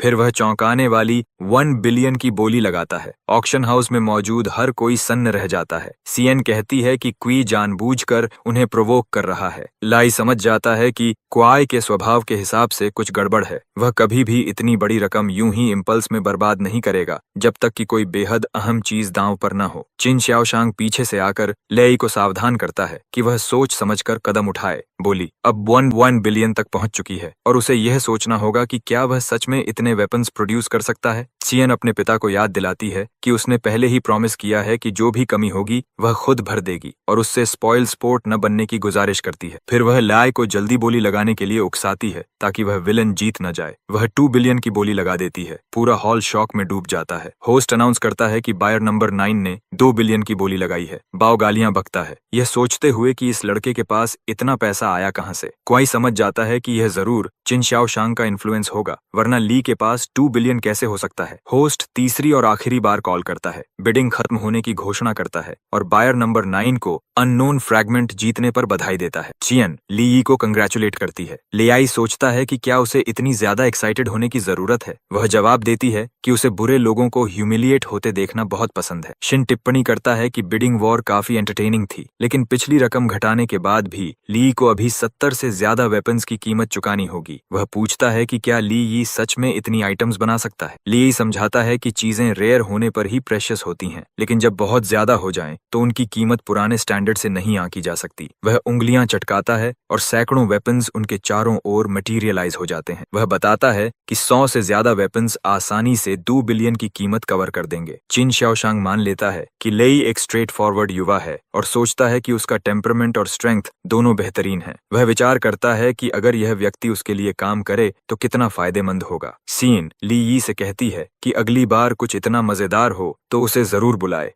चिन शाओशान सोचता है कि बेहतर होगा अगर ली उसकी बेटी से दूर रहे। अगर वह अनटेम्ड रहा और उसकी कीमती बेटी को ले उड़ा तो यह बड़ी समस्या होगी। वह सीएन से घर चलने को कहता है और ली को बताता है कि वह अपना खरीदा हुआ आइटम सीधे जाकर ले सकता है। ली आई प्रेसिडेंट को उसकी मदद के लिए धन्यवाद देता है। जाने से पहले चिन शाओशान उसे सलाह देता है, भले ही ले के पास ऐसे मेथड्स हों जिनसे बाकी लोग अनजान हैं, लेकिन एनजी ग्रुप को भी कम मत आंको। यह ऐसी ताकत नहीं है जिसे वह अकेले संभाल सके। कभी कभी समान गोल्स वाले पार्टनर्स के साथ अलायंस बनाना जरूरी हो जाता है। अगर लियाई को ऐसे कोऑपरेशन में इंटरेस्ट हो तो वह बाद में संपर्क कर सकता है। उसी समय बाओ को एक फोन कॉल आता है। वह सिचुएशन समझकर कुआई को बताता है कि प्रेसिडेंट और उसकी बेटी जा चुके हैं और फ्रैगमेंट कलेक्ट करने वाला हमारा लड़का ही होगा। वह प्लान सजेस्ट करने लगता है, लेकिन कुआई बीच में रोक देता है और कहता है कि वे लॉन्गमैन 3rd स्ट्रीट के इन्फ्लुएंस से बाहर निकलने के बाद मूव करेंगे। वे और कोई गलती अफोर्ड नहीं कर सकते। भरोसा दिलाता है कि इस बार वह जो और 3C रैंक एक्सपर्ट्स लेकर आएगा और ऑपरेशन फेल नहीं होगा। घर लौटते हुए लेगी एक अहम बात समझता है। जिन शाओवांग साफ तौर पर उसके बारे में जानकारी जुटा रहा है। उनकी बातचीत में आखिरी कमेंट साफ तौर पर उसे अलायंस में खींचने की कोशिश था। उसे साथ काम करने में कोई आपत्ति नहीं, क्योंकि वह किसी फॉर्मल एग्रीमेंट से बांधा नहीं रहेगा। एंट्रोपिक उसके बगल में तैरता हुआ बताता है कि प्रेसिडेंट अभी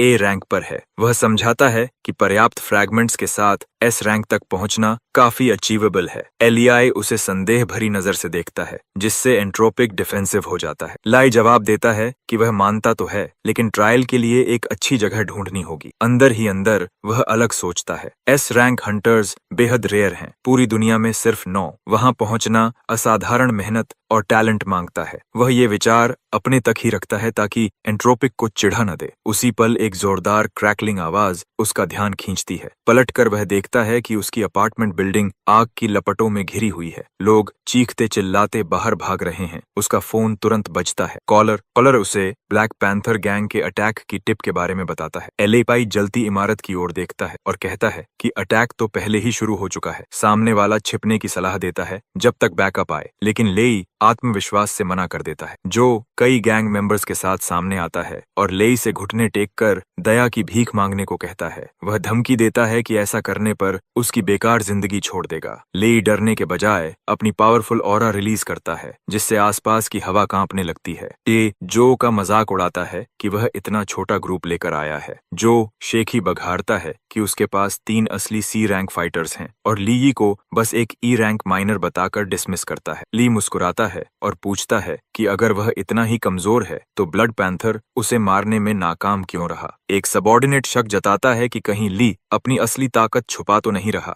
लेकिन जो उसे नजरअंदाज कर देता है। उसे यकीन है कि ली बस एक ऑर्डिनरी माइनर है, बिना कॉम्बैट एक्सपीरियंस के। इसी भरोसे में एक गैंग मेंबर लापरवाही से चार्ज करता है। वह वेपन स्विंग करता है, आसान जीत की उम्मीद में, लेकिन वार पड़ने से ठीक पहले लाई अपनी जगह से गायब हो जाता है। वेपन खाली जमीन पर गिरता है और सब हक्के बक्के रह जाते हैं। लाई कंफ्यूज्ड अटैकर के पीछे प्रकट होता है और तलवार से वार करता है। वह कैजुअली जो की बात मानते हुए कहता है कि हाँ, वह माइनर ही है, लेकिन उसके एक्शंस कुछ और ही बताते हैं। गैंग मेंबर्स शॉक में जम जाते हैं, समझ नहीं पाते कि लेई कब और कैसे हिला। जो की आवाज में डर आ जाता है और वह बाकी लोगों को एक साथ हमला करने का आदेश देता है। एलियाई दोनों अटैकर्स को पल भर में काट गिराता है और जो का गला पकड़ लेता है। वह पूछता है कि जो जैसा टफ गैंगस्टर एक सिंपल माइनर से इतना डर क्यों रहा है। जो छटपटाते हुए छोड़ देने की भीख मांगता है। चूंकि जो को आग से खेलना पसंद है, ले तय करता है कि उसे वही देगा जो वह चाहता है। वह गैंग लीडर को जलती हुई अपार्टमेंट बिल्डिंग में फेंक देता है। जो लपटों में गिरते हुए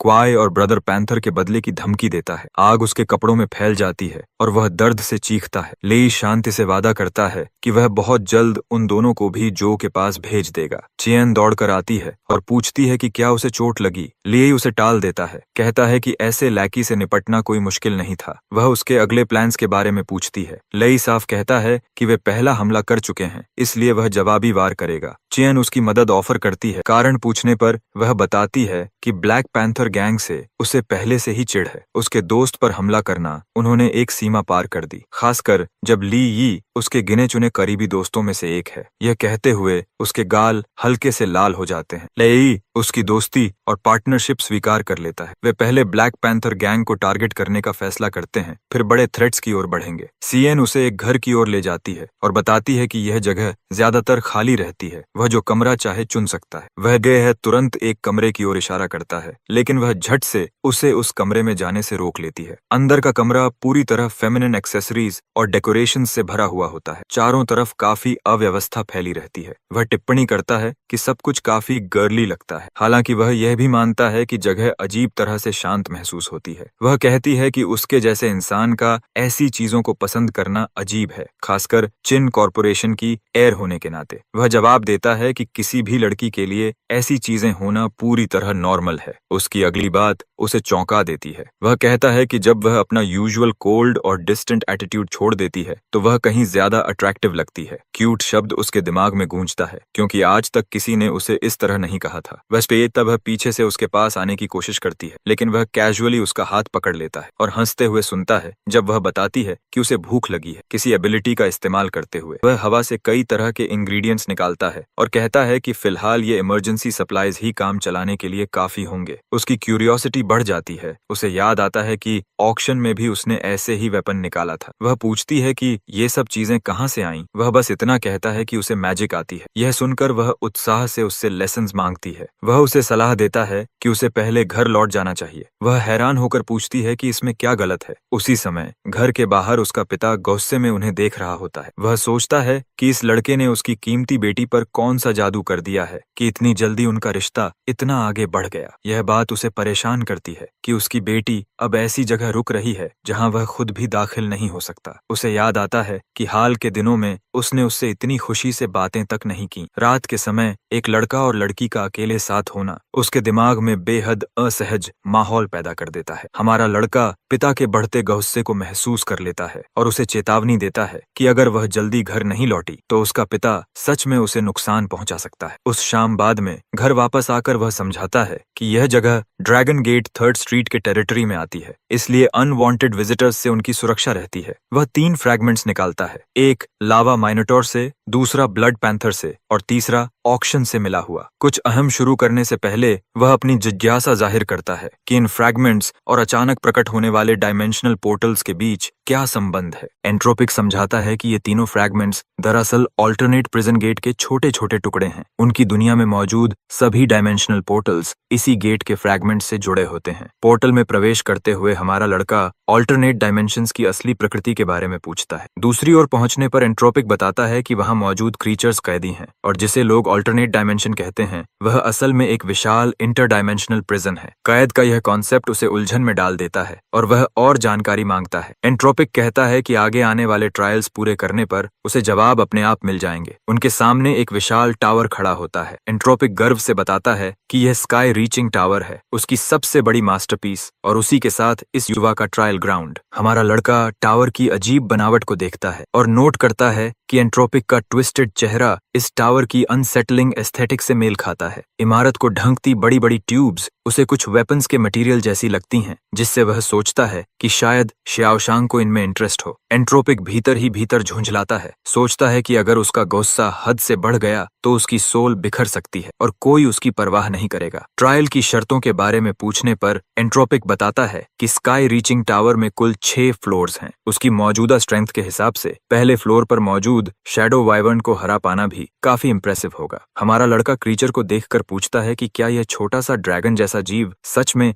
भयानक शैडो वाइवर्न है? उसे तो यह किसी गेको जैसा लगता है। वह कैजुअली हाथ बढ़ाकर उस छोटे से क्रीचर की ओर जाता है और कहता है कि इतनी छोटी चीज पर हमला करना तो कमजोर को बुली करने जैसा है। एंट्रोपिक उसे हंसने देता है, चेतावनी देता है कि यह मजाक ज्यादा देर नहीं चलेगा। हमारा लड़का क्रीचर को लिटिल क्यूटी कहकर उसकी आंखों में देखता है। अचानक एक जोरदार एक्सप्लोजन होता है और वह पूरी तरह चौंक जाता है। छोटा सा क्रीचर पल भर में विशाल आकार ले लेता है। सिस्टम उसकी जानकारी दिखाता है, C rank shadow wyvern shadow enhancement abilities के साथ, जो उसके साइज, स्पीड और स्ट्रेंथ को 600% तक बढ़ा देती हैं। LEI समझ जाता है कि यह एनहांसमेंट उसकी अपनी शैडो एबिलिटीज से कई गुना ज्यादा है और उसकी वर्जन तो सस्ती कॉपी जैसी लगती है। एंट्रोपिक बताता है कि उसका कॉन्स्टिट्यूशन इस क्रीचर की नेचुरल एबिलिटीज के सामने काफी कमजोर है। ड्रैगन उसकी ओर बढ़ता है, लेकिन लेई इस इंफीरियर स्थिति को स्वीकार करने से इनकार करता है। वह उछलकर ऊपर जाता है और कहता है कि बड़े शरीर में ज्यादा ब्लाइंड स्पॉट्स होते हैं जिनका फायदा उठाता है। क्रीचर की ओर तेजी से बढ़ते हुए वह उसके सामने पोजीशन लेता है और महसूस करता है कि शैडो एनहांसमेंट ने उसे बेहद मजबूत डिफेंसिव कैपेबिलिटी दी है। एंट्रोपिक पूछता है कि क्या वह अपनी असली ताकत छुपा रहा है, क्योंकि उसके कमजोर हमले बीस्ट को बस गुदगुदी ही कर रहे हैं। एलईआई अपनी शैडो एनहांसमेंट एक्टिवेट करता है, लेकिन एंट्रोपिक चेतावनी देता है कि अगर वह इस क्रीचर को टेम नहीं कर पाया तो वह पहले फ्लोर से आगे नहीं बढ़ पाएगा। वह काउंटलेस स्ट्राइक्स करता है, लेकिन वाइवन पर एक खरोंच तक नहीं आती। एंट्रोपिक देखता है कि उसके शैडो एनहांसमेंट का कंट्रोल काफी रिफाइंड है और डिफिकल्टी बढ़ाने का फैसला करता है। वह ड्रैगन से कहता है कि शायद वह भूखा है और सुझाव देता है कि ली एक स्वादिष्ट मील बन सकता है। ड्रैगन अपने विशाल जबड़े खोलकर उसकी ओर झपटता है। लाई मुश्किल से समझ पाता है कि क्या हो रहा है, लेकिन समय रहते दांतों से बच निकलता है। वह पूछता है कि क्या इस पेट को वैक्सीनेशंस लगी हैं, क्योंकि यह पूरी तरह रैबिड लग रहा है। एंट्रोपिक समझाता है कि उसकी तेज मूवमेंट्स ने उसे प्रे की तरह एपेटाइजिंग बना दिया है, जिससे क्रीचर अपनी एनर्जी रिप्लेनिश करना चाहता है। इस अनफेयर टैक्टिक से झुंझलाकर ले शिकायत करता है कि लड़ाई कॉम्बैट स्किल्स से होनी चाहिए, न कि ओपोनेंट को निगलने से। चूंकि क्रीचर इतना भूखा दिख रहा है, वह अलग तरीका अपनाने का फैसला करता है। वह अपने स्टोरेज से कई चिकन ड्रमस्टिक्स निकालता है और अपनी अल्टीमेट टेक्निक का ऐलान करते हुए उन्हें ड्रैगन की ओर फेंक देता है। बीस्ट इंस्टिंक्टिवली एक ड्रमस्टिक मुंह में पकड़ लेता है और यही उसे मौका देता है। वह अपनी एनर्जी उस फूड में चैनल करता है और ड्रैगन उसे पूरा निगल लेता है। सिस्टम कंफर्म करता है, shadow wyvern successfully tamed. First floor के एक्सेस राइट्स अनलॉक हो जाते हैं। एंट्रोपिक बड़बड़ाता है कि यह ग्लटन हमेशा खाने की कमजोरी में फंस जाता है। ड्रमस्टिक खाने के बाद ड्रैगन फिर से अपने नॉर्मल साइज में लौट आता है। तभी एक और सिस्टम नोटिफिकेशन आता है, binding and activation authority for the gate of the alternate prison obtained. उलझा हुआ युवा सोचता है कि इन नई अथॉरिटीज का असल फायदा क्या है। एंट्रोपिक समझाता है कि एनर्जी से इन्फ्यूज होने के बाद हर फ्रैगमेंट एक पोर्टल में बदल जाता है जो ऑल्टरनेट प्रिजन से जुड़ा होता है। इसका मतलब है कि ऑल्टरनेट डायमेंशन से किसी फ्रैगमेंट को बाइंड करने पर वह जब चाहे पोर्टल खोल सकता है। पहले ही फ्लोर पर इतनी उपयोगी एबिलिटीज पाकर वह उत्साहित हो जाता है और सोचता है कि बाकी 5 फ्लोर्स के रिवॉर्ड्स कितने कीमती होंगे। एंट्रोपिक उसकी कॉकी एटीट्यूड से चिढ़ जाता है, क्योंकि उसने फर्स्ट फ्लोर ताकत से नहीं बल्कि चालाकी से क्लियर किया था। उसे सबक सिखाने के लिए वह उन्हें सीधे सेकंड फ्लोर पर भेज देता है। एंट्रोपिक बताता है कि दूसरे फ्लोर के गार्ड्स सिर्फ स्काई रीचिंग टावर के स्टूवर्ड्स और सर्वेंट्स हैं। लियाई को यह एक्सप्लेनेशन सस्पिशियस लगती है और उसे डर होता है कि कहीं फिर कोई ट्रांसफॉर्मिंग क्रीचर न मिल जाए। पोर्टल उन्हें ऊपर ले जाता है और वह नोट करता है कि पहले फ्लोर का पेट ही सी रैंक था तो दूसरा फ्लोर आसान नहीं होगा। एंट्रोपिक उसे पहले देखने और फिर फैसला करने की चुनौती देता है। वे एक विशाल गेट के सामने पहुंचते हैं। एंट्रोपिक दावा करता है कि यहाँ कोई असली खतरा नहीं है। लियाई गेट खोलता है, लेकिन अंदर कई पावरफुल क्रीचर्स उनका इंतजार कर रहे होते हैं। सी रैंक थंडर सर्पेंट किंग, सी रैंक हाइड्रो टर्टल और सी रैंक लावा मिनोटोर। ली व्यंग्यात्मक स्वर में कहता है कि ये सपोजिडली हार्मलेस सर्वेंट्स काफी ज्यादा डेंजरस लग रहे हैं। विशाल क्रीचर्स हमला करने की तैयारी करते हैं और तभी उसे एहसास होता है कि उनके पीछे का एंट्रेंस अपने आप सील हो चुका है। सांप घातक इरादे से उस पर झपटता है, अपने विशाल जबड़े खोलते हुए, और इंट्रूडर को खत्म करने का ऐलान करता है। लाई तुरंत शैडो जॉन्ट एक्टिवेट करता है। उसके बाद शैडो एनहांसमेंट और जबरदस्त स्पीड बूस्ट का इस्तेमाल करते हुए एक ही स्मूथ मूवमेंट में सारे मॉन्स्टर्स को पार कर जाता है। वह आखिरी छोर पर मौजूद दरवाजे तक पहुंचता है और पूरी ताकत से उसे बंद कर देता है। भारी सांसें लेते हुए वह एंट्रोपिक से उसकी डिसेप्शन के बारे में सवाल करता है। एंट्रोपिक जोर देकर कहता है कि उसने कभी झूठ नहीं बोला। क्रीचर्स सच में सर्वेंट्स ही हैं। हालांकि वह यह भी मानता है कि ली की एबिलिटीज अभी इतनी मजबूत नहीं हैं कि वह उन्हें प्रभावी ढंग से संभाल सके।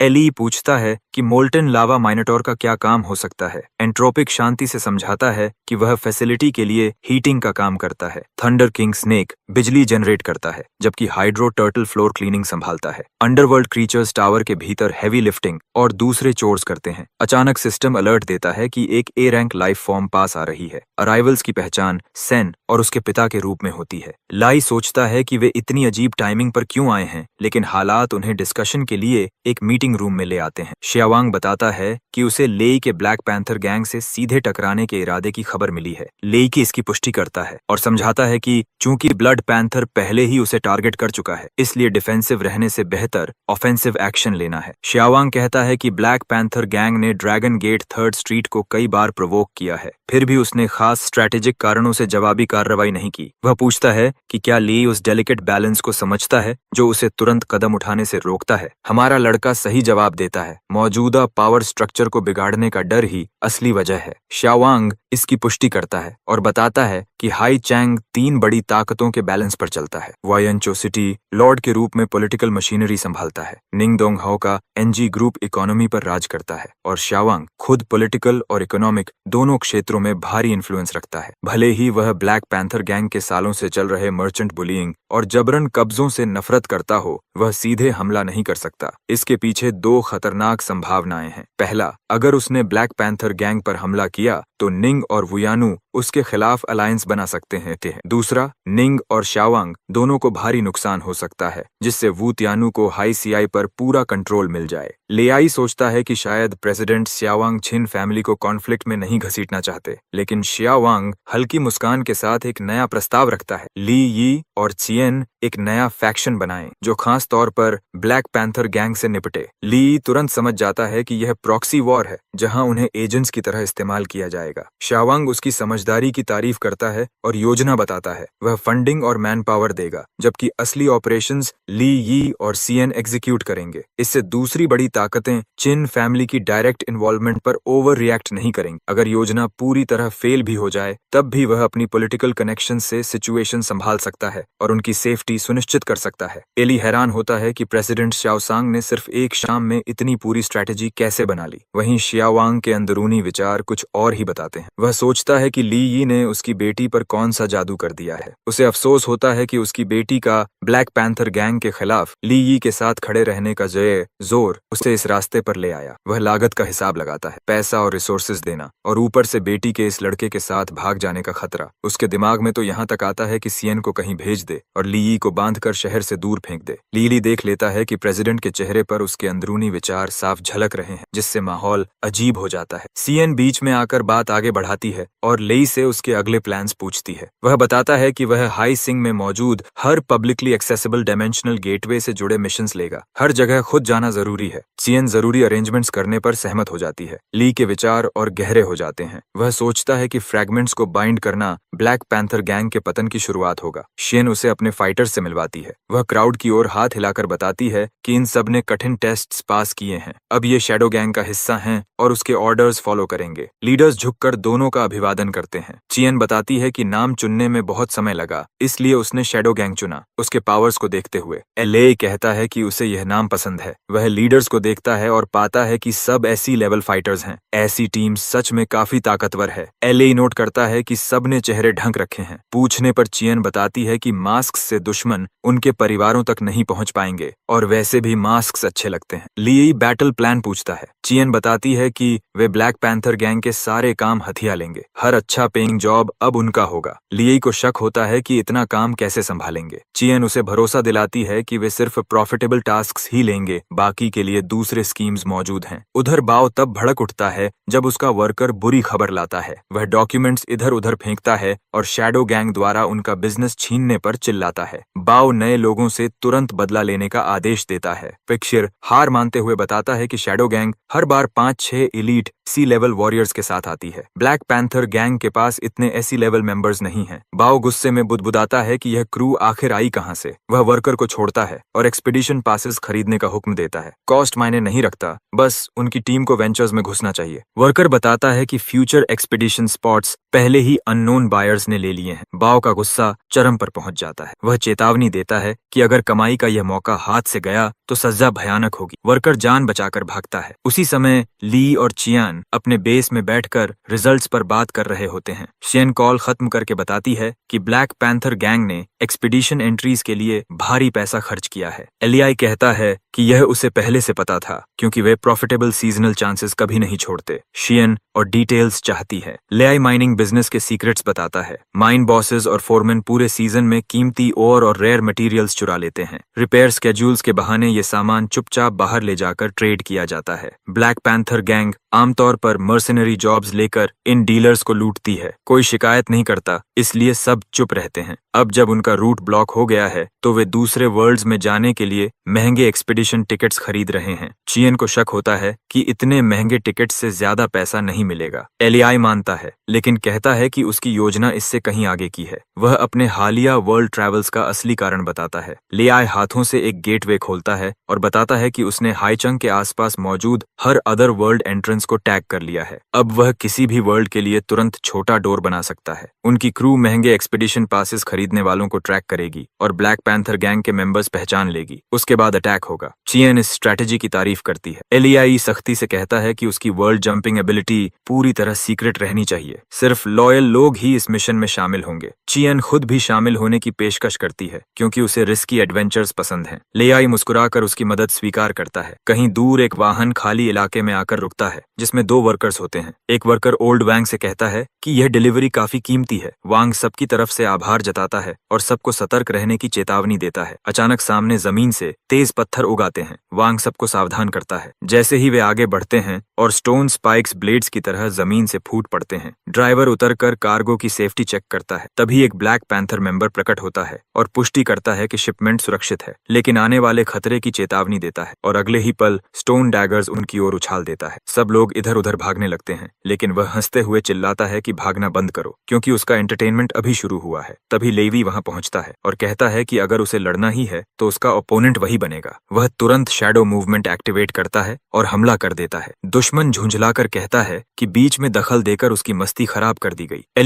एलिसी आगे बढ़ते हुए कहता है कि लूट सिर्फ एक ही प्रॉब्लम पैदा नहीं करती। सामने वाला अपनी स्टोन एबिलिटीज इस्तेमाल करने की सोच ही रहा होता है कि ली यी पूरी ताकत से उसके चेहरे पर वार करता है और उसे चट्टान से जा टकराता है। जमीन पर गिरा हुआ फाइटर दर्द में कराहते हुए पूछता है कि लिया यी आखिर है कौन। वह चेतावनी देता है कि अगर उसने हॉस्टाइल मूव किया तो पास मौजूद उसके साथी भड़क जाएंगे और दया नहीं दिखाएंगे। ली शांति से पूछता है कि क्या वह उन डी रैंक फाइटर्स की बात कर रहा है जो पहले ही शैडो गैंग के हाथों गिर चुके हैं। यह सुनकर दुश्मन अविश्वास में चीख उठता है। तभी चियन आती है और पूछती है कि इन पकड़े गए दुश्मनों का क्या किया जाए, क्या सबको पूरी तरह खत्म कर दिया जाए। एलिया इस रास्ते को मना कर देता है क्योंकि सबको मार देना ब्लैक पैंथर गैंग को आसान बहाना दे देगा। वह इससे बेहतर स्ट्रेटेजी बताता है। आदमी हैरानी से उस प्लान के बारे में पूछता है। लिये उसे आदेश देता है कि वह वापस जाकर ब्लैक पैंथर गैंग को बता दे कि यह सब ली और शैडो गैंग की योजना थी। उधर बाओ अस्पताल के बिस्तर पर पड़ा होता है जब रिपोर्ट्स आती हैं कि हाल के अटैक्स में शैडो गैंग शामिल है। वह गुस्से में पूछता है कि ली यी इतनी जल्दी इतना ताकतवर कैसे बन गया। उसका असिस्टेंट हालात समझाता है। उनके आदमी बाहर से ज्यादा घायल नहीं दिखते, लेकिन मेडिकल स्कैन्स बताते हैं कि शरीर के अंदर हड्डियों को गंभीर नुकसान पहुंचा है। बेहतरीन इलाज के बावजूद